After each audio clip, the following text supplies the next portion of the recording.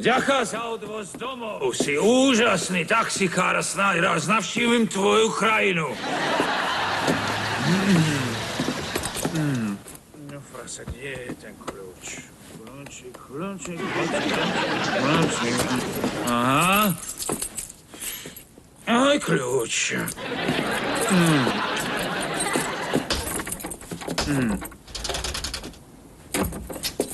To nie.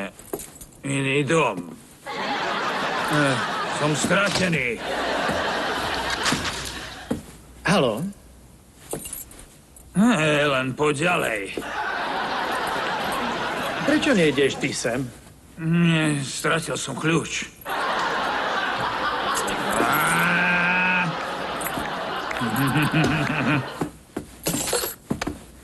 Sme si vypili, čo? Aj my. Chcem ťa o niečo poprosiť. Ty chceš, ale čo chcem ja? Si schopný so mnou hovoriť? Schopný? Práve som strávil 20 minút v plodnej debate s tučným chlapom z Rangúnu. A on je Rangúnčan. Uvidíme sa ráno. S tým by som nerátal. Takže hovor, ja varím. Je polnoc, čo chceš variť? Fajn otázka. Odpoviem ti 2 slovami. Moje slávne domáce čili. Odkedy vieš variť? Ešte o mne veľa nevieš. Som už mnohých vrstiev. Ako zemegula.